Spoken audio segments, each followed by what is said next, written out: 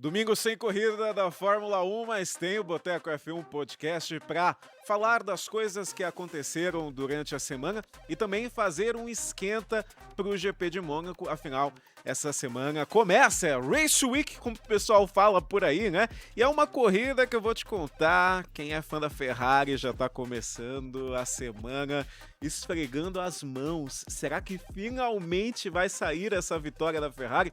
Hamilton bateu na trave na última prova. Vamos falar sobre isso, vamos falar da transmissão na TV. Tem Ferrari, aliás, né?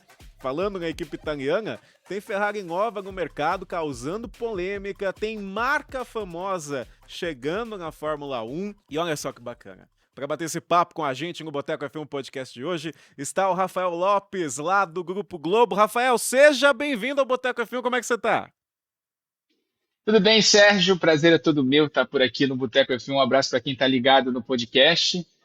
Que legal poder estar batendo esse papo sobre Fórmula 1. Como você adiantou, tem muito assunto, tem muita coisa para ser falada aí depois dessa corrida maravilhosa que a gente teve no Canadá na semana passada. E, claro, Mônaco, que a gente sempre fica falando de, quando a gente fala de Mônaco, a gente sempre fica com aquela coisa de que o sábado vai ser mais interessante do que o domingo. Mas talvez pela primeira vez em um bom tempo eu esteja animado também com a corrida, porque com esse regulamento novo não dá para saber o que se espera de Mônaco. Novos players aí podem entrar na disputa pela vitória. Eu estou animado. E olha só, eu tava conversando antes da gente entrar aqui no Boteco, começar a gravação. Olha a estante do Rafa, cara. Tem um monte de Deixa eu sair coisa aqui ali, da ó. frente, ó. Falei Sair pra da ele, frente, olha. tem que ter um seguro só pra essa estante aí, cara. Sair de novo, vou sair de novo, vou sair de novo, sair de novo, ó. Aí, Vamos ó. vendo aí, vários easter eggs para pegar durante o nosso papo. Muita gente olha pro carro, né, só como meio de transporte. Mas a real é que ele também pode ajudar a tirar vários planos do papel. E é exatamente essa ideia do Feirão Empréstimo com garantia de veículo BV. Funciona assim, ó. Você usa o seu carro como garantia, aí consegue crédito e continua com o veículo na garagem. E o melhor é que durante o Feirão Banco BV, ele tá com condições especiais para contratação. Então, se você está pensando em reformar a casa, ou investir nos estudos, começar um negócio, fazer aquela viagem, sabe, planejada há tempos, esse pode ser um ótimo momento para entender como funciona. E olha, só as condições do Feirão Empréstimo com garantia de veículo BV. Você pode receber até 120% do valor do veículo, com liberdade para usar o crédito como quiser. Além de contar com taxas menores do que outras modalidades de crédito, como o empréstimo pessoal. Também tem pagamento em até 72 vezes, com parcelas fixas até o final do contrato. E ainda até R$ 1.000 em benefícios na conta BV. E tem um detalhe importante: essas condições especiais vão só até 31 de maio agora. Então já sabe, com grana extra o jogo vira. Para saber mais sobre o Feirão Empréstimo com garantia de veículo BV, consulta o regulamento e confere todas as condições, né, acessando o site ou app do Banco BV. Rafa, vamos começar conversando sobre o retorno da Fórmula 1 para a Globo. Como que foi esse processo? E você sente que aconteceu alguma diferença entre o momento em que a Fórmula 1 saiu e o momento em que a Fórmula 1 voltou? Como é que foi esse processo? E se a Fórmula 1 volta para a Globo como um produto um pouco diferente ou não? Então, começando acho que pela parte final da tua pergunta, que é interessante, sim, é um produto completamente diferente do que deixou a Globo lá no fim de 2020, né? Eu fiz o último ano comentando as corridas no Sport TV, né? A gente exibiu uma corrida no Sport TV ao vivo, que foi o GP de Sakir, e eu fiz todos os treinos livres, todas as classificações, junto com o Sérgio Maurício naquela ocasião, e sempre o Luciano Burti e o Felipe Jafone se revezando. A gente tinha a questão da limitação de viagens, né, por causa da pandemia em 2020 ainda. Então, eles faziam de casa, né, por Skype, por alguma coisa, por algum jeito virtual. Mas era outro produto, a Liberty estava no início da guinada ali, né, do Drive to Survive, dessa ida para as redes sociais, né, de trazer público novo. E agora em 2026, a gente pegando esse produto de volta, é um produto completamente diferente. A relação com a Liberty é completamente diferente do que era até 2020. A gente está pegando o ritmo, eu acho que a cada transmissão a gente melhora um pouco. Sport TV tem a possibilidade, né, que é onde eu faço a maior parte das transmissões, a gente também entra nos compactos da Globo, né, como o do GP do Canadá do último domingo. A gente está pegando o ritmo aos poucos ali. O Bruno narrou Fórmula 1 como backup do Sérgio Maurício entre 2018 e 2019, algumas corridas ali. Fez corridas para o GE. Globo também, quando o GE. Globo exibia uma transmissão separada. Eu fiz esses comentários em 2020 e o resto da equipe não dispensa explicações, né? Tem o Christian Fittipaldi, tem o Luciano Burti, a Mariana Becker, o Felipe Giafone, que faz agora, inclusive, o Grande Prêmio de Mônaco comigo. Fora os repórteres, né? Marcelo Corrêa, Gui Pereira, a Júlia, que vai estrear agora em uma corrida de Fórmula 1 nesse fim de semana, em Júlia Guimarães, né? Então, é um produto completamente diferente que volta. A gente tem uma outra pegada, né, da Liberty, né, da Fórmula 1, tratando o próprio produto. Tem essa questão do motor, né, do regulamento novo também, que foi um desafio, principalmente ali na pré-temporada e nas primeiras corridas do ano. Mas sim, é um outro produto. Está sendo um desafio legal. Primeiro porque em 2020 eu sei que foi uma contingência. Como a gente não podia viajar, e eu era o único comentarista do grupo de automobilismo ali no Rio de Janeiro, né, onde são feitas as transmissões do Sport TV, eu acabei tendo a chance de comentar os treinos e a classificação no canal. Não foi uma escolha, foi uma contingência, deu certo, foi tudo bom. Agora não, agora eu estou dentro da equipe, fui escolhido como um dos comentaristas, fiquei na casa esse tempo todo. Está sendo muito legal voltar a fazer e a gente está tentando, principalmente no Sport TV, que a gente tem mais tempo, né? A gente chegou a fazer uma maratona de 20 horas e meia no Grande Prêmio de Miami, entre Fórmula 1 e Fórmula 2, trazer coisas diferentes. Eu estou fazendo análise técnica com tablet na tela, a gente está trazendo VTs, entrevistas, o repórter, a Mariana lá também trazendo conteúdo quente do autódromo em si. Então, acho que a gente está tentando entregar, sobretudo, um produto diferente do que a gente entregava lá em 2020, quando a Fórmula 1 saiu do Grupo Globo. Te perguntar uma coisa, porque os bastidores de uma transmissão de Fórmula 1 nem sempre são muito conhecidos por quem está assistindo. E conta um pouquinho pra gente como que é o processo. Você sai quantas horas antes de uma transmissão de casa? Como que é o processo antes de entrar no ar, durante e após, né? Que também deve rolar aquela adrenalina, demorar um pouquinho para baixar. Como que é esse processo para as pessoas entenderem como que funciona, né? Essa situação da transmissão da Fórmula 1, tanto para a Sport TV quanto para a Globo. Então, no dia da corrida, a gente estava chegando uma hora antes, antigamente, né? É o praxe num evento, o comentarista e narradores chegar pelo menos uma hora antes ali.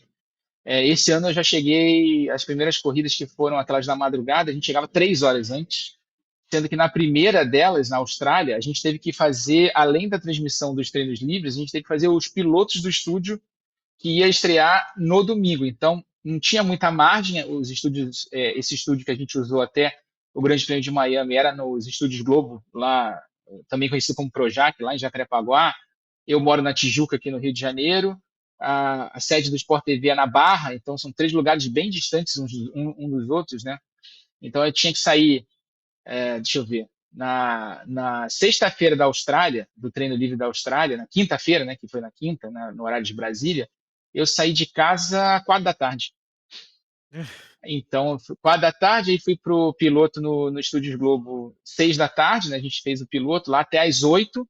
Aí às 8 a gente foi pro Ion para 9h30, se não me engano, entrar no ar, ou 9 horas, acho 9h30, que a treino era 10h30, né? O treino livre 1.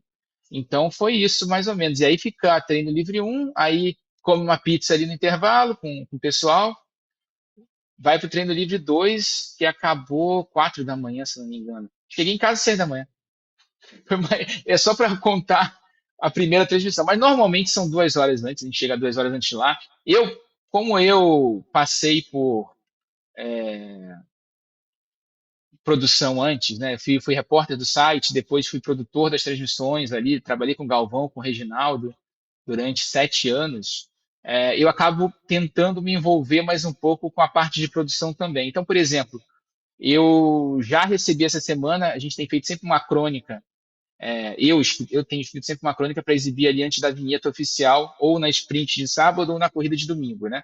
Apresentando o evento, trazendo algumas curiosidades e tal, a situação da temporada. Eu já recebi o pedido para mandar o texto para aprovação, faltando uma semana e meia para o Grande Prêmio de Mônaco, né? Então, já começa a me envolver antes. O processo do tablet lá que a gente tem agora, que eu tenho feito as análises, o primeiro deles, que é sempre no treino livre 1 ou no treino livre 2 de sexta, eu já preparo de uma semana e meia antes, já estou de olho o que eu vou mostrar ali naquela primeira janela que a gente vai ter de uso dele, do quadro, né? Então, é um processo longo, mas no dia é isso. 2 horas antes, chega lá, já começa a conversar com o coordenador, com o produtor da transmissão, a gente já bate bola, fala com os outros comentaristas, com o narrador, para a gente chegar no meio termo, falar com quem está no site, né, lá no local da corrida, em loco, também combinar as entradas. A gente tem um roteiro já de transmissão pronto, com os VTs que a gente vai rodar. Claro que esse roteiro ele é em evento aqui, principalmente aqui no Sport TV e na Globo, né? A gente sempre monta um roteiro, nosso coordenador monta um roteiro, só que o ao vivo se impõe, né? Então, por exemplo, a gente estava fazendo nosso roteiro do pré-hora da Austrália, do Grande Prêmio da Austrália, e o Piastri bateu. E aí a gente exibiu ao vivo a batida e mudou tudo, né? A gente teve que repercutir o que tinha acontecido lá. Mas ultimamente é o que eu falo de pegar o ritmo, né? A gente já pegou mais ou menos o que a gente quer fazer nos prés. Então a gente está começando pelo menos uma hora antes agora. A gente fica meia hora no estúdio ali, repercutindo, fazendo VT, trazendo notícia do dia anterior, sonora dos pilotos, né? Para depois, quando os carros começarem a ir para a pista, né, naquela hora da volta de alinhamento, a gente ficar na pista e mostrar eles na volta de alinhamento, que é algo que também foi muito pouco mostrado aqui, tanto na nossa primeira passagem, né, da Fórmula 1 por aqui, quanto mesmo na Band, que cada um faz o seu conceito, né, de pré. Mas como a gente mostrou muito pouco, a gente também mostra aqui, resolveu mostrar. Em Miami a gente ia mostrar, por exemplo, a parada dos pilotos, mas aí choveu e foi cancelada. Então, depois a corrida em si é a parte mais fácil, né? Porque é quando você está com o narrador comandando, você acaba ali tentando ajudar o narrador a contar essa história da prova. É uma adrenalina muito, muito forte. Você não para na cadeira do início ao fim da prova. Eu ainda faço a tradução simultânea, que para mim é o maior desafio desse tempo inteiro, né? E é geralmente no fim, então não deixa a adrenalina cair de jeito nenhum. Que a tradução simultânea eu brinco. Rafa, porque as pessoas. E, Não é só você saber inglês, não, cara. É porque o rádio vem todo chiado com o piloto. O rádio do Hamilton, por exemplo, é quase sempre impossível entender. então, eu tento fazer, quando eu tô com o Christian, não, Christian não, quando eu tô com o Luciano e com o Felipe, ou o Felipe, eles fazem o rádio, né? Eu faço o rádio, eu sou backup, assim, né? Quando eles estão. Eles não entenderam alguma coisa, eu tô sempre de olho ali para traduzir o rádio. Quando é o Christian, eu faço porque ele prefere que eu faça, né? É o que eu falo, a gente combinar ali antes para fazer direitinho. Mas acho que o maior desafio mesmo é a entrevista pós-corrida ali. São os três primeiros falando numa batida muito rápida e você não tem como. Eu gostaria, até sugerir para a gente fazer lá, é, esperar o primeiro responder, resumir o primeiro, né, dizer o que ele falou, para não falar por cima, sabe? Para não fazer a simultânea mesmo, para deixar o cara que está em casa ouvir a voz do piloto. Só que a gente tentou, a gente fez um piloto, a gente fez um teste antes para ver se dava para fazer isso e não dá, porque encavala muita coisa, né? Você não tem respiro entre as entrevistas ali. Então você fala com o primeiro, fala com o segundo, fala com o terceiro e entre essas três entrevistas você não tem nenhum tempo ali que dê para traduzir. Então fica muita coisa para traduzir na sequência e logo na sequência já tem essa linha, né? E essa linha é legal deixar ouvir. A gente tem feito silêncio justamente para os pilotos ouvirem, para a gente ouvir os pilotos ali, que não precisa traduzir simultâneo ali, e depois a gente traz o que eles falaram para dar o clima, porque às vezes a reação é mais legal do que o que ele está falando. Mas assim, a tradução simultânea da entrevista, eu sempre peguei, né, nunca fiz curso de nada para fazer isso, eu gosto de fazer, e é um desafio legal porque eu estou tentando esse ano traduzir ipsis literis o que eles estão falando. Então, basicamente, eu desligo o meu áudio no meu ouvido, eu não me ouço, não ouço a minha voz, só ouço o piloto e vou repetindo que nem um papagaio. Traduzindo, traduzindo, traduzindo. Eu brinco que eu desligo o cérebro para não pensar em nada só ouvir o que ele está falando e ir repetindo o que ele está falando e já prestando atenção no que ele está falando na sequência. É disparado o momento mais estressante da transmissão, mas eu adoro, assim, é um desafio diferente. Tá dando certo, o pessoal lá gostou bastante, inclusive o pessoal estava brincando, perguntando se eu não queria fazer em outros eventos de Copa do Mundo, vai ter tradução simultânea. Não quer fazer na Copa do Mundo também? Não, eu falei, não, já basta a Fórmula 1, já, os cabelos brancos já vêm no fim de semana. É. Mas aí como você faz Mas, na dinâmica? Você vai anotando num papel, assim, pra não esquecer algumas coisas, na, tipo umas nada? Na memória total? nada, nada, nada. Só ouvido. É estranho explicar, assim, alguns amigos que falam inglês e que falam comigo, gostam de corrida, eles vieram me perguntar, cara, como é que você faz? Eu falei, basicamente eu estou ouvindo e repetindo. E prestando atenção no que ele está falando na sequência. Então é ouvir, repetir e prestar atenção. Porque se você anotar qualquer coisa, você perde a fala. Assim, não tem jeito, você vai perder o fio da meada. Eu, quando fazia em 2020, e nos outros eventos que a gente eventualmente precisou fazer nesses últimos 5 anos, a gente fez Fórmula E, Extreme E, a gente fez outros eventos internacionais que precisava ter tradução simultânea, e eu fazia sempre. Eu tentava, eu me ouvia, né, no microfone, eu não tirava o áudio do meu microfone, ouvia, mas eu fazia uma tradução resumida, sabe? Dando o sentido do que ele estava falando ali, mas não ipsis literis, não palavra por palavra. Agora eu estou tentando fazer desse jeito, palavra por palavra, porque eu acho melhor. Porque às vezes você perde alguma coisa ali, né? Quando você faz esse resumo, né? Você perde alguma coisa interessante que o piloto falou, alguma coisa que o entrevistador perguntou e a gente não traduziu certinho ali. Então, estou tentando fazer dessa forma, acho que está funcionando melhor, mas é disparado o momento mais de adrenalina para mim na transmissão. E aí o pódio, a gente ainda sai da cabine, né? Da mesa que a gente faz o off-tube, né? Aqui é a transmissão do Brasil. Vai, volta para o estúdio, ainda faz mais um trecho no final, com sonoras de lá. Eu faço as traduções das sonoras que os nossos repórteres pegam lá no cercadinho, no chamado cercadinho, e aí a gente encerra. Para te falar a verdade, pegando o exemplo do Grande Prêmio do Canadá, que foi às 5 da tarde no último domingo, eu cheguei na TV, no estúdio, 1 da tarde, cheguei em casa disso tudo, 9h30 da noite.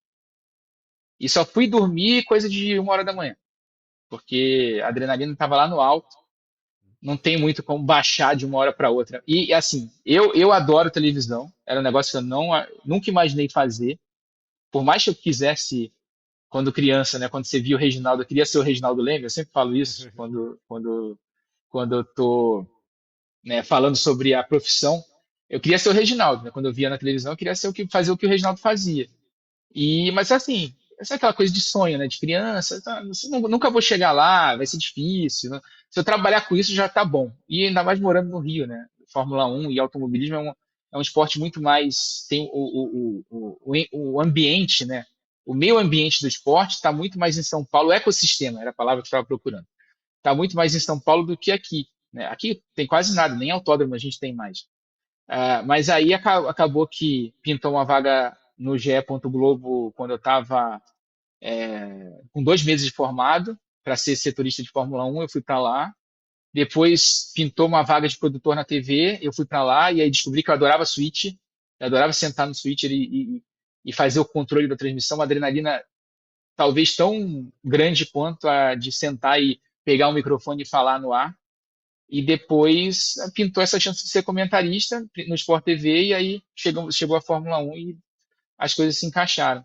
Mas é um negócio assim que é impressionante o quanto você não sabe que é legal até você sentar numa cadeira com a tela na tua frente, pegar o microfone e fazer. Quando você está em loco, então é outra coisa, assim, é impressionante, mas assim, é uma adrenalina legal, mas demora a baixar, demora bem a baixar. É mais ou menos o que os pilotos falam né, de sentar num carro de corrida, né?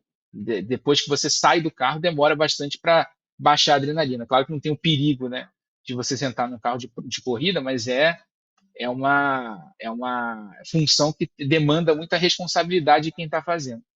É. Deixa eu perguntar uma coisa pra você, tem alguma corrida que é mais difícil de transmitir do que outra?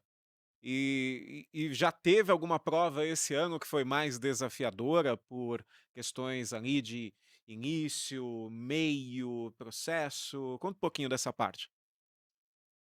acho que, para falar especificamente desse ano, a primeira, a Austrália foi a pior de todas, assim, em termos de desafio, que foi a que apresentou o maior desafio. Por quê? Porque a gente não sabia o que ia acontecer na corrida, né, por causa desse regulamento novo de 50-50, né, de você ter a potência híbrida com mais importância, a gente ter feito a pré-temporada e não ter dado para fazer um desenho do que poderia acontecer em condições de corrida. Então, isso foi bastante desafiador. Mas, assim, esse ano, eu acho que a transmissão mais difícil que a gente fez foi a de Miami. Não em si pela corrida, mas por tudo que foi envolvido. A gente fez, acho que 1 hora de pré no primeiro treino, 1 hora de pré no segundo treino, na sexta, na classificação de sprint. Depois 1 hora e meia de pré na corrida sprint de sábado, mais 1 hora de pré na classificação de sprint e 2 horas e meia de pré na corrida principal no domingo em Miami, né? E sendo que Miami ainda teve o contexto, né, de você ter tido a largada antecipada em 3 horas, né? Então tudo que eu estava programado no meu dia no domingo para fazer às 5 da tarde, que era o horário da largada, eu tive que adiantar e fazer às 2. Então, por exemplo, o almoço ficou para as 7 da noite. Para as 7 da noite não, minto, para as 5:30 da tarde, quando Ah, acabou a meio corrida, eu louco. cheguei em casa. É. Não.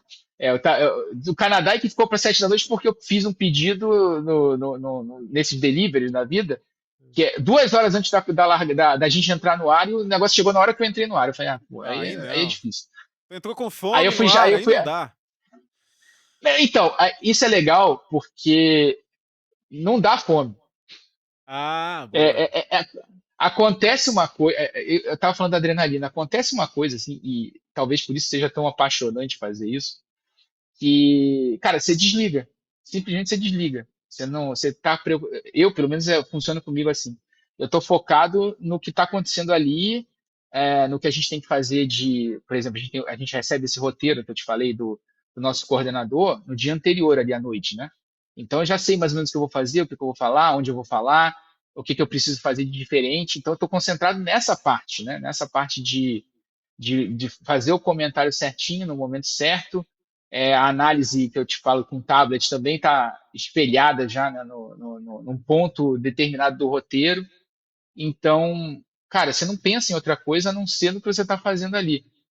Acabou a corrida, deu a bandeirada, a gente foi para o pódio, né, fez as traduções, voltamos para o estúdio, mais exibimos mais algumas sonoras do Russell, do Norris, do Gabriel e do Pérez, se eu não me engano, foram essas.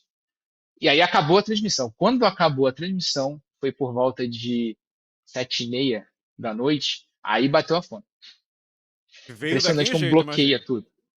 Mas veio, né? Veio. Mas assim, é impressionante como bloqueia tudo, assim. E até acaba a minha transmissão aqui e eu entendo o Reginaldo falava que ele não olhava o WhatsApp, né, nas transmissões, assim, é difícil de olhar. Quando eu comecei a fazer, eu comecei a entender por que era tão difícil. Você tá ali de olho, você procura informação no computador, e eu trabalho muito com o laptop na minha frente. Procura informação, mas assim, a última coisa que você vai olhar é quem te mandou mensagem, o que chegou de mensagem. É foco total no evento que você está transmitindo. Agora, acho que, então, voltando para a tua pergunta, a transmissão mais desafiadora disparado foi em Miami. Pelo tempo que a gente ficou no ar, foram, no total, com Fórmula 2, 20 horas e meia. Dessas 20 horas e meia, a gente deve ter ficado com a Fórmula 1 umas 14 horas, 15 horas, entre pré e corrida em si, né? Entre pré e prova efetivamente acontecendo. E ainda teve a questão da antecipação do horário. Eu saí do Sport TV no sábado, 9 da noite, que foi o horário que definiu o horário de largada da corrida de domingo. E a gente entrou no ar naquele domingo, 11:30 da manhã. Eu estava nos estúdios do Globo, lá no Projac, em Jacarepaguá, 9:30 da manhã. Então, assim, ainda tive que acordar mais cedo, passear com a minha cachorrinha aqui, que no domingo quem passeia com ela sou eu, a fazer outras coisas aqui de casa, porque minha esposa e minha filha estavam viajando, então elas iam voltar no domingo, então estava acertando tudo para deixar pronta a casa para elas chegarem. Do trabalho tem a vida também. E por mais que fosse domingo. Te perguntar uma coisa, se você puder falar também. Vocês estão preparando algo de especial em algum momento? Estão conversando? O que que tem de possíveis novidades aí para o futuro dentro da transmissão? Se você puder falar, óbvio. A gente, não, então, a gente está planejando uma cobertura muito legal para o Grande Prêmio de São Paulo. Isso eu posso dizer. Era meio óbvio também, né? É. É o Grande Prêmio de casa. A gente vai estar presente. A gente vai ter tanto o Sport TV quanto o Globo fazendo as transmissões ao vivo de lá, né, do autódromo. Então, em dois lugares diferentes, assim, não vai ser o mesmo cenário para os dois lugares, até porque a gente vai fazer transmissão simultânea, né? A corrida e a classificação, se eu não me engano, são simultâneas na Globo e Sport TV. Treinos livres exclusivos no Sport TV, classificação e corrida nos dois canais, né? No Brasil vai ter essa diferença, né? Hoje é só na Globo, por exemplo, Mônaco agora no próximo domingo vai ter 9h20 da manhã, 40 minutos de pré na Globo e 1 hora no Sport TV a gente abre às 9, né? A corrida larga às 10. Mas a classificação e os treinos livres só no Sport TV. No Brasil vai ter essa diferença. Mas a gente está preparando algumas outras coisas, tem algumas outras coisas em estudo. Ainda são muito embrionárias, mas a gente tem feito coisas diferentes. Já, por exemplo, essa história da análise do tablet, né, que eu fico brincando lá com o tablet, e só a Sky inglesa e acho que a italiana fazem hoje, né? Eu não sei eu não lembro se tem alguma outra TV que faça. Não, obviamente a gente não faz com os recursos que eles têm. A gente está fazendo aqui com o software que a gente tem aqui para fazer essa análise, pelo menos mostrar algumas coisas diferentes na parte técnica, né, dos carros, né? Mas tem outras coisas sendo preparadas, assim, isso eu posso te dizer. E outras coisas que pintam, assim, a gente, como é o primeiro ano e a nossa equipe de produção do Sport TV é uma equipe que já fazia Fórmula 1 lá em 2020, até 2020, né? A pessoa que está coordenando, que é o Lucas Sayol, ele também coordenava a Fórmula 1 lá em 2020, é muito amigo, assim, eles às vezes vêm com umas ideias mirabolantes para que eu faça, e eu vou lá e faço. A gente, beleza, vamos tentar. E às vezes eu dou as ideias meio malucas, eles vão, beleza, isso dá para fazer, vamos fazer. E às vezes aí isso vale também para o Luciano, vale também para o Christian, vale para o Felipe, para a Mari. Tudo assim, a gente dá as ideias e a galera abraça e vice-versa, né? Eles dão as ideias e a gente abraça. Então tem muita coisa que surge às vezes na semana anterior, mas eu sei que GP de São Paulo vai ser bem legal. Tem muita coisa planejada diferente que a gente nunca fez. Tá ainda em processo de aprovação, mas deve ser tudo aprovado. Eu não posso adiantar ainda as novidades, mas tem coisas legais vindo aí. Inclusive, como no Sport TV, acho que até sábado a gente vai ter equipe quase completa, né? Todo mundo vai estar disponível para a gente. Eu, Luciano, Christian, Felipe, Mari. Então a gente vai poder espalhar esses comentaristas por partes diferentes do autódromo. Acho que eu já dei uma dica. Olha, pega as entrelinhas. Falei que ia ter easter egg no episódio de hoje. Antes da gente ir pro Esquenta de Mônaco, vamos falar das principais notícias dessa semana sem corrida. E a primeira aconteceu, gente. A Ferrari lançou o seu carro 100% elétrico. E aqui é importante dizer, existe parte da população que tem uma implicância, um ranço, um bode, use o adjetivo que você quiser, com carros elétricos. E com certeza essa proporção ela seria muito, muito, muito, muito engajada quando a Ferrari fizesse isso. E foi o que aconteceu essa semana, né? A Ferrari soltou o Ferrari Luce, um super esportivo futurista, de acordo com eles, desenhado pelo ex-chefe design da Apple, inclusive. Só que assim, nas redes sociais, Rafa, o pessoal começou a fazer piada, porque até dizendo que parecia um pouco aquele Fiat Multipla, lembra? Pelo design. Pô, aí não sei, ó. O Luca de Montezemolo, ele mesmo, disse que a marca estaria arriscando a destruição de um mito. E disse o seguinte, ó. Espero que ao menos removam o cavalinho rampante daquele carro. O preço Salgado, viu? 550 mil euros, o que dá em torno de 3,5 milhões de reais. E as ações da Ferrari despencaram logo após o lançamento em 8%. O CEO Benedito Vinha disse que estava esperando por uma certa reação, justamente pelo que eu falei no início, né? Existe parte da população que tem essa implicância com carros elétricos, só que uma coisa impressionante, assim, o carro, o Lute, tem mais de 1.000 cavalos, vai de 0 a 100 em 2 segundos e meio e tem uma autonomia acima dos 500 quilômetros. Rafa, diz pra gente o que você achou do Lute. Eu achei um nome bonitinho. O design, eu já não sei se eu achei tão bonitinho assim. Então, eu acho que o grande problema do Lute, o Lute é um nome bom para começo de conversa, é um nome ótimo para um carro elétrico, diga-se de passagem. Mas acho que o grande problema desse carro da Ferrari é o design. Acho que ele não tem cara de Ferrari, está longe de ter cara de Ferrari. Eu acho que essa foi a minha grande crítica quando eu vi toda a notícia e todo o hype que se teve nas redes sociais sobre esse carro elétrico. Sobre a Ferrari fazer um carro elétrico, eu não vejo problema.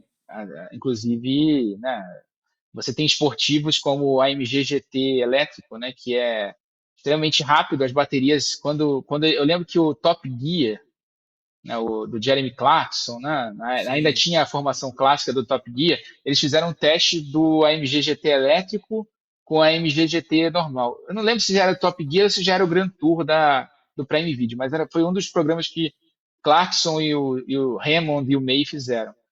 E assim, o carro era muito mais rápido andando na potência máxima, né? O AMG GT elétrico. Só que ele não tinha autonomia, a mesma autonomia que o carro a gasolina, né? Porque é um esportivo. Então tem essa questão, né? Você tem essa questão do carro elétrico, que ele é mais rápido, a gente não com o carro 50, quanto o torque do motor elétrico funciona bem, né?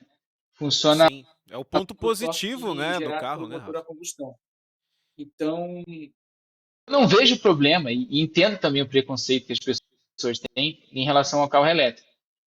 Mas eu também não vejo problemas da Ferrari vender um carro elétrico. O problema é a Ferrari não ter cara de Ferrari, É. né? É uma Ferrari que não tem cara de Ferrari. Por exemplo, eu estava pegando aqui, porque eu lembro que teve um furor parecido quando a Ferrari lançou o SUV, o Puro Sangue.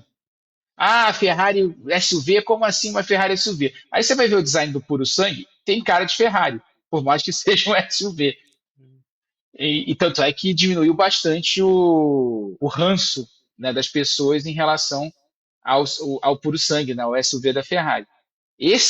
O Lute, da forma que foi projetado, eu acho que o ranço não vai diminuir, não. Eu lembro muito, você citou a questão do Fiat, né, do carro da Fiat, do design. Tá me lembrando, sabe o quê? Aquele rebrand da Jaguar, Ah, sim, que verdade. tinha É. o carro da Jaguar tinha cara de tudo menos de Jaguar. Menos de carro, na realidade. Não tinha cara de carro.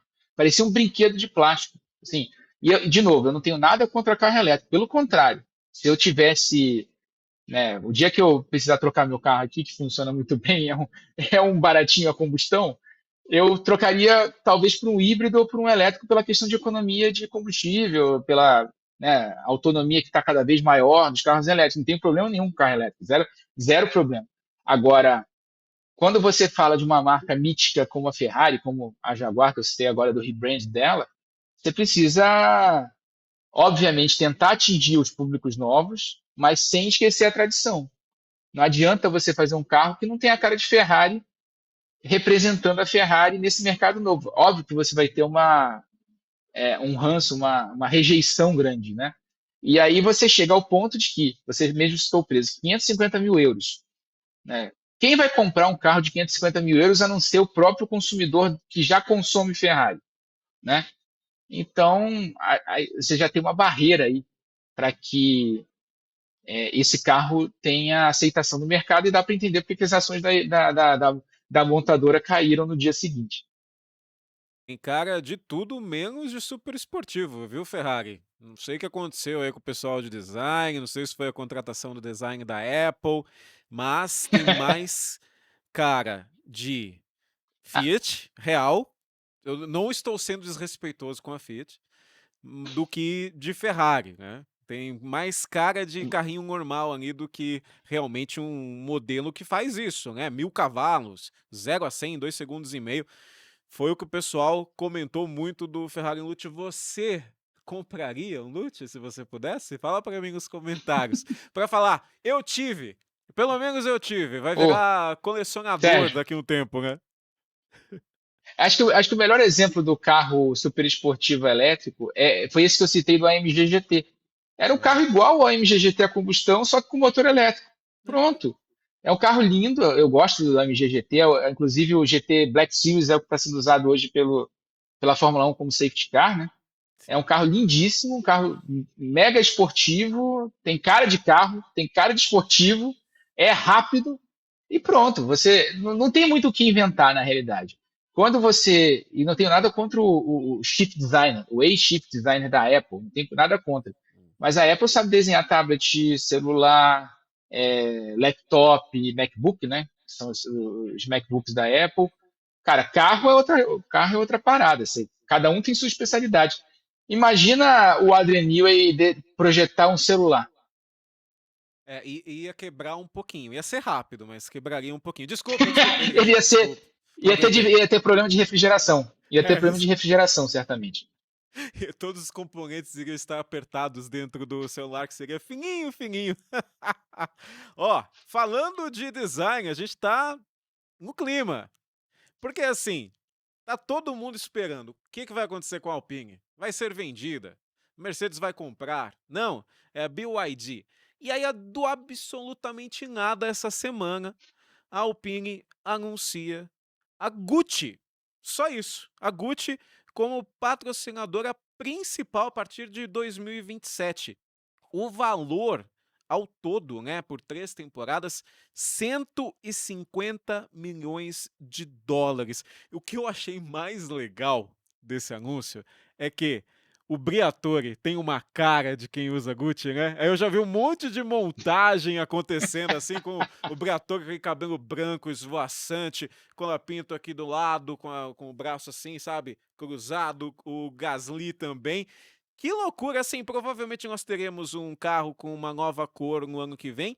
E agora, Rafa, o que a gente pode pensar e bater um papo um pouco é: será que isso ajuda a Alpine a ser vendida ou mantém a Alpine como Alpine na Fórmula 1? Porque esse é o momento que a gente ficou meio sem entender e tentando ler o que, que o mercado está vendo, né, enxergando com essa chegada da Gucci com um patrocínio gigante, né, com a marca da Renault na Fórmula 1. O que, que você acha que vai acontecer em algum momento?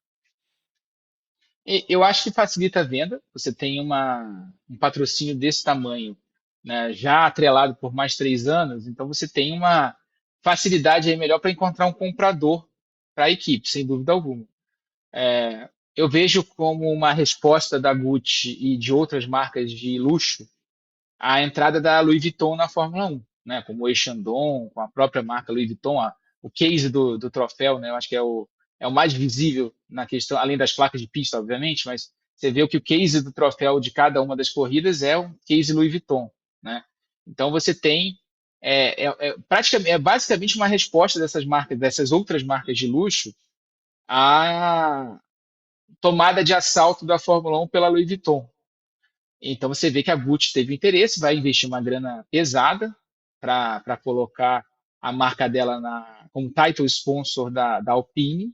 E eu acho que facilita a venda sim, porque aí você já, quando o teu comprador chegar ali, você está oferecendo a equipe para um comprador, primeiro, o desempenho melhorou, né? A gente está falando de hoje de quinta força do ano, né? Depois de Mercedes, McLaren, Ferrari e Red Bull. Você tem uma dupla de pilotos que está performando, está andando bem. O Gasly e o Colapinto que cresceu de desempenho nas últimas corridas. Você tem uma equipe que foi, por mais que eu tenha todas as minhas restrições ao Flávio Briatore, ele é um empresário, né? Ele é um cara que conhece o mercado e foi o cara que montou a Benetton na Fórmula 1, né? Que levou a Benetton a ser bicampeã do mundo em 94 e 95 com o Schumacher. Então você vê que tem ali uma lógica empresarial por trás disso tudo, né? E eu acho que sim, facilita a venda, mas tem a questão também do grupo Geely, né? Que é chinês, que está comprando uma participação societária grande na Renault. Inclusive, fala-se que a Geely vai assumir o programa PIN no Mundial de Endurance, no WEC. Então, talvez não precise nem vender. Talvez o interesse da Geely já seja o Olha o fantasma suficiente. aí. Assustador. É, aqui a portinha do armário soltou, já aprendi. Para abrir o cenário aqui atrás tem que tirar o vidro, senão não vai. Mas eu acho que, de repente, esse interesse da Geely pela Renault e essa compra aí da participação societária na marca francesa, talvez não interesse uma venda para para esse novo dono, né? Como exatamente pode acontecer com a Alpine no Mundial de Endurance. Hoje a Fórmula 1 dá lucro. Eu comecei a acompanhar a Fórmula 1 quando as equipes estavam em prejuízo, né? Era uma luta para terminar a temporada, inclusive para algumas equipes. Eu vi Force India quebrar, Jordan. Eu fico aqui meia hora falando o nome de equipe que quebrou, né?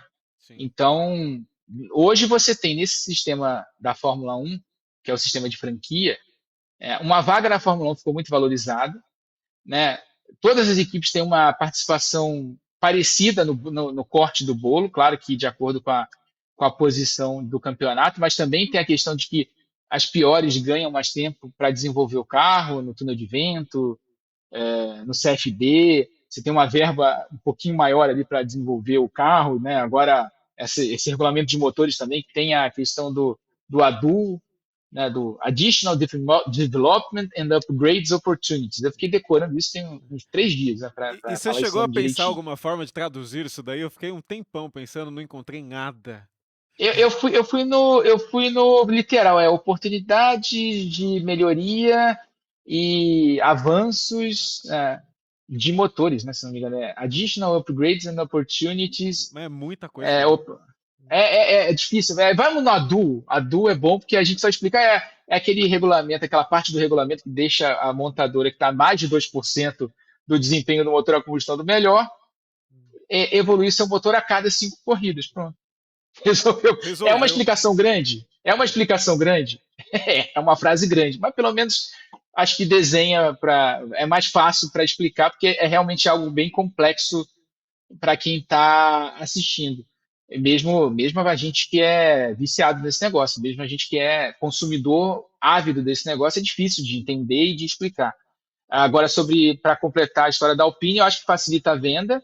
Agora é ver se a Geely vai ter interesse em manter a equipe sob a batuta dela, se ela vai, de repente, inclusive, fabricar motor, vai cancelar essa parceria com a Mercedes. Eu acho que não seria jogo, é o melhor motor da Fórmula 1 atual. Mas tem muita coisa na mesa para favorecendo a Alpine nesse momento, tanto ser vendida quanto ser mantida pelo grupo. Né? Ela está dando lucro, está funcionando e ela está apresentando resultado nas pistas.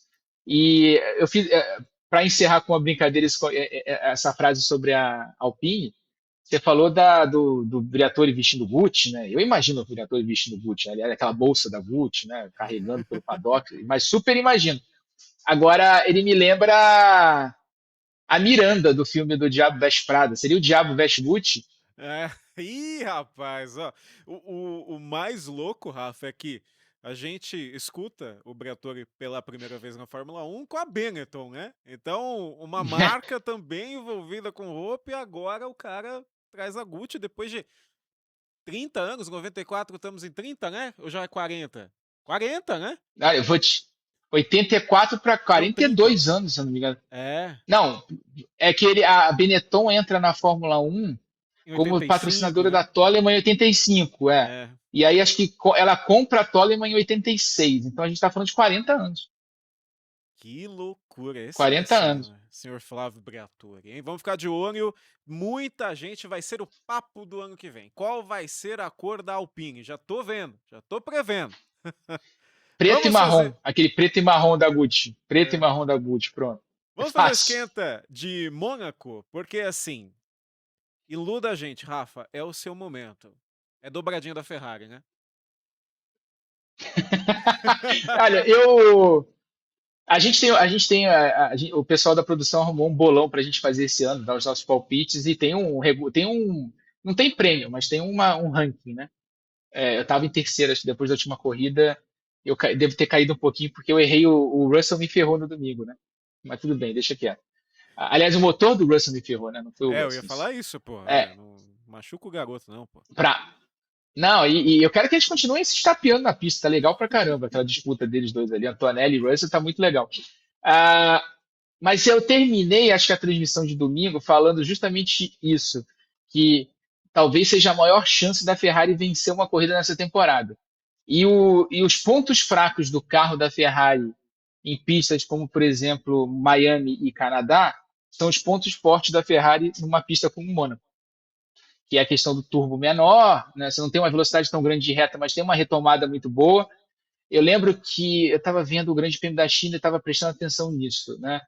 É, pega aquela curva inclinada ali no início da oposta, né? Que é aquela reta de 1,8 km, né? Que você tem ali na reta oposta que não é oposta, né? Mas os pilotos chamam de back straight, aquela reta das arquibancadas, ali logo depois da curva inclinada. Você pegava a Ferrari, saía muito bem da inclinada quando estava disputando posição com a Mercedes, abria um pouquinho de vantagem, mas chegava no meio da reta, a Mercedes engolia a Ferrari porque tinha mais motor.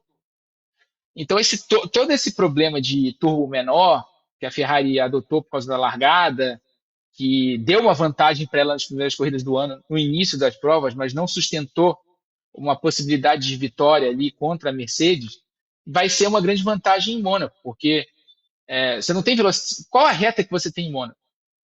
Né? Tanto é que não vai ter modo reta em Mônaco. Né? É. A FIA justificou que não vai ter, que não tem um trecho de 3 segundos de reta para adotar o modo ultrapassagem não, o modo reta, né? Straight mode.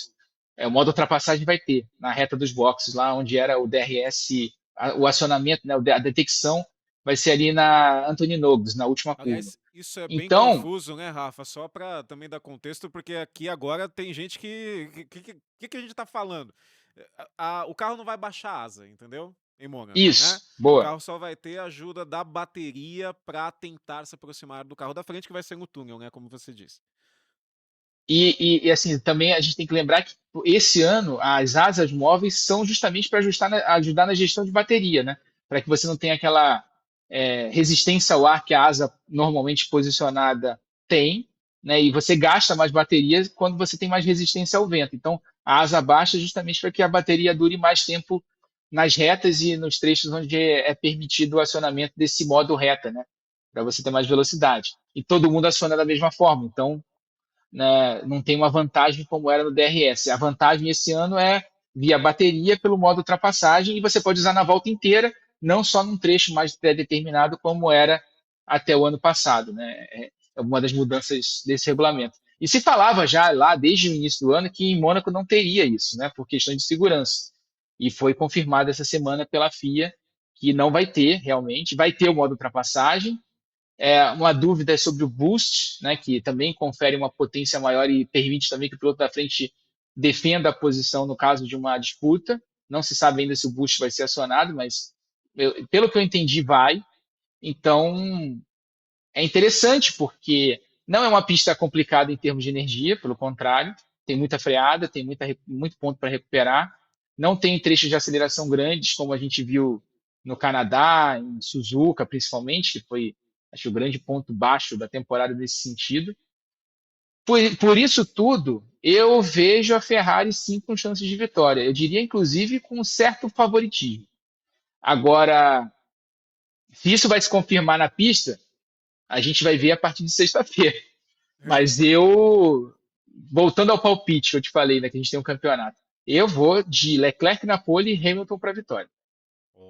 Então vai acontecer alguma coisa ali na largada, alguém vai ultrapassar alguém. E é muito curioso como está 2026, né? Porque a gente tem como pacote, provavelmente, né? Quando a gente fala motor e carro, parece que o carro da Mercedes é o melhor. A McLaren, nós teríamos um cenário um pouco melhor, mas infelizmente a McLaren fez o que fez no Canadá, acabou com alguma chance de alguma disputa ali. E aí, atrás, vem Ferrari, Red Bull. Parece que nesse momento a Red Bull tem um motor melhor, mas o carro é complicado, e a Ferrari é o oposto, tem um motor muito bom, tem um motor ruim, né, um motor defasado, e o carro é bom. Existe na sua cabeça uma segunda força clara nesse momento na Fórmula 1? Eu vejo a McLaren como o que mais se aproxima da Mercedes, e não sei não, tá? Lembrando, Canadá o tempo estava frio, condições diferentes, a McLaren errou na largada com os pneus, depois teve problema com o Piastri lá, destruindo a corrida do Albon, o Lando abandonando. Eu não descartei a McLaren ainda não nessa briga aí, pelo menos por vitórias. Você tem um ranking aí de como estão essas equipes da frente do pelotão? Então, até Canadá, eu acho que a gente tem que botar sempre nesse momento, essa linha, né, de divisória, porque tem o Adul de novo, e a partir de Mônaco as equipes já podem trazer novidades para o motor, né? As fornecedoras de motor, na verdade, podem trazer novidades. As fornecedoras que estão mais de 2% aquém do desempenho da Mercedes, né, que é o melhor motor do ano, e a gente está falando da parte da combustão. Fala-se que a Red Bull não está dentro desse ADU, ela não foi agraciada pelo ADU, mas todas as outras montadoras, Ferrari, Honda e estou esquecendo Audi. a Audi, É, também foram agraciadas. Então, sendo que a Honda praticamente vai poder trazer um motor novo, né?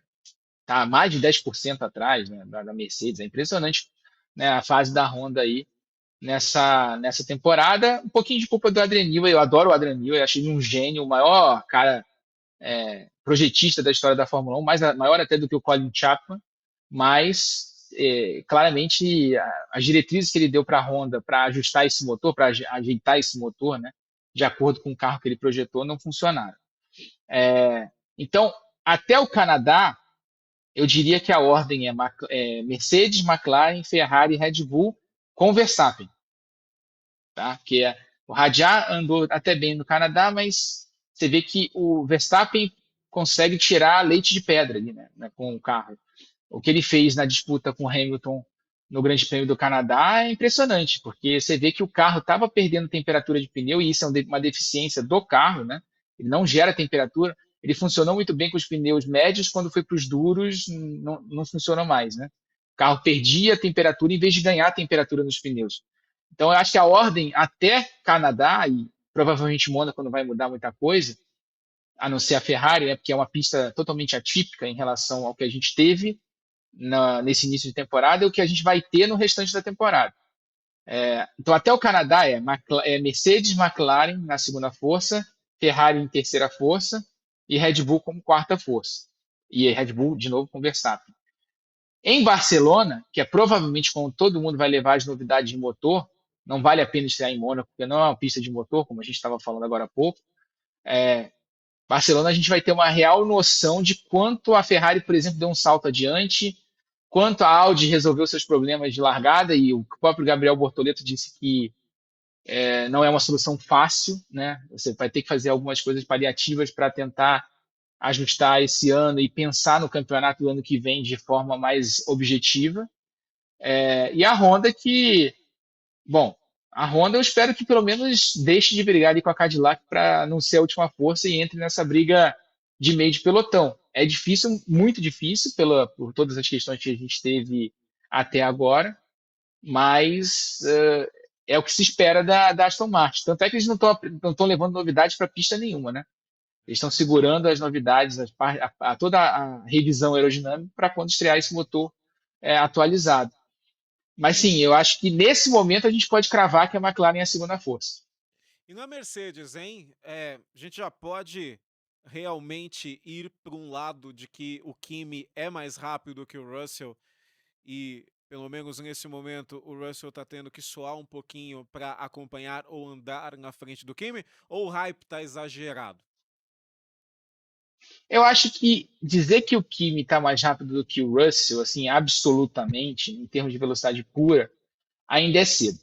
Ainda é cedo, mas o Kimi, por mais que o Kimi tenha ficado atrás do Russell nos treinos lá no Canadá, ele me impressionou bastante por ser uma pista que o George Russell gosta bastante, uma das que ele anda melhor. Ano passado fez pole e vitória lá. E nas duas classificações que a gente teve, na sprint e na principal, ele ficou 68 milésimos atrás do Russell. Assim, um detalhezinho, ele não fez a pole position. Então, está me impressionando muito a velocidade do Kimi.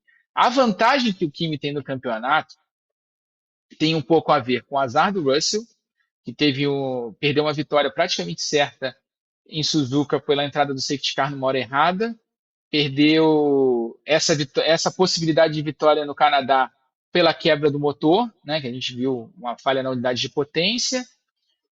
E nas outras situações, o Kimi acabou sempre dando sorte na hora que alguma coisa diferente acontecia na pista. Por exemplo, Miami, o safety car entrou na hora certa para ele. Então, assim, eu ainda não vejo o Kimi com tanta velocidade a mais do que o Russell, nesse ponto do campeonato. O Russell tem todas as condições de reagir. Mas o problema é que o lado psicológico já começa a ficar complicado. Você imagina, o cara tá lá na equipe, foi companheiro do Hamilton, aí chega um moleque de 19 anos para o lugar dele, né, para vaga do heptacampeão do Hamilton, e esse moleque, na primeira chance que tem, quando a Mercedes volta a ter um carro competitivo e dominante na temporada, esse moleque começa a ganhar a corrida de mim. Então imagina a cabeça do Russell nesse momento. Eu imagino o quanto ele não deve estar se questionando nesse momento, por mais que ele saiba que tenha outras circunstâncias que ajudaram. E por sua vez, eu não esperava um Antonelli tão forte já nesse início de ano. De novo, eu sou um fã do Kimi. Sou um fã do Kimi Antonelli. Eu comentei uma corrida dele 2021, de 2021, exatamente. Aqueles Jogos Mundiais da FIA em Paul Ricard, né, que era tipo a Copa do Mundo, né, e uma Olimpíada de automobilismo. E ele correu a Fórmula 4, ele ganhou a corrida com coisa de 30 segundos de vantagem para o segundo colocado. E aí, quando eu saiu do carro, eu me lembro que ele dá a entrevista e fala que estava com o punho quebrado. Ele botou 30 segundos de vantagem no segundo colocado. 30. O menino tá no modo God. Aí, aí você vê quão diferente é esse moleque. Ah, mas ele não foi campeão da Fórmula 2, ele não andou bem na Fórmula 2. Ele não andou bem na Fórmula 2 porque a Mercedes não quis que ele andasse bem na Fórmula 2. Aquele foco de 2024 foi justamente no programa de preparação do Antonelli para estrear na Fórmula 1 em 25. Tanto é que ele faz vários, além da Fórmula 2, né? Ele faz vários testes ao longo do ano em pistas do calendário com carros antigos da Mercedes. Ali o foco dele era: deixa eu preparar esse moleque para estrear na Fórmula 1 e ele vai ficar na Fórmula 2 porque ele precisa se manter em atividade em condições de corrida, que é sempre um problema quando você fica um ano fora. O Piastri sofreu com isso quando ficou um ano fora e estreou na McLaren no ano seguinte. Só para citar um piloto que está hoje, né, entre os principais da Fórmula 1. Então, assim, eu vejo ele como um fenômeno e tal, mas depois do ano passado, que foi um ano de muito altos e baixos dele, né? Ele começou muito bem, teve uma temporada europeia muito ruim e depois cresceu de novo no fim do campeonato. Eu não esperava que ele fosse peitar o George logo nesse início de campeonato. E não só tá enfrentando o companheiro muito mais experiente do que ele de igual para igual, como está ganhando corrida, 4 corridas seguidas. Nunca ninguém tinha feito isso na Fórmula 1 nas 4 primeiras vitórias. A gente está vendo um piloto diferente. E assim, eu considero o George hoje, o George Russell, um dos melhores pilotos da Fórmula 1 atual, no momento atual. Só que o teto do Kimi Antonelli, ele é muito maior do que o teto do George Russell nesse momento. O Russell talvez já tenha chegado ao auge dele e a gente está longe de ver o auge do Antonelli ainda. É o que estão falando na internet. Logo na minha vez, o Senna veio italiano. Vamos ver o que vai acontecer nas próximas corridas. Rafa, muito obrigado, viu, pela participação no Boteco F1 Podcast. Convite, ó, a porta do Boteco está sempre aberta, viu? Eu que agradeço, Sérgio. Quando quiser, é só mandar mensagem. A gente está aqui à disposição. Muito legal bater esse papo. E final de semana que vem, tela do Sport TV 3, Sport TV 4K, todas as emoções do Grande Prêmio de Mônaco. Vou estar lá com Felipe Giafone, com Bruno Fonseca, na sexta e no sábado com Mariana Becker, com Luciano Burti. Vai ser bem legal. E também tem a Fórmula 2, né? Fórmula 2 também esse fim de semana ao vivo na tela do Sport TV. O Gianluca vai estar lá, Gianluca Petekoff vai estar lá para comentar. muita emoção não vai faltar nesse final de semana do GP de Mônaco. Lembrando que domingo, né? Esse domingo é o Boteco F1 Podcast. No próximo domingo a gente entra aqui ao vivo para comentar todos os acontecimentos do GP de Mônaco de Fórmula 1. Gente, como sempre, muito obrigado pela sua audiência e pela sua paciência. E até o próximo vídeo. Boa semana. Tchau.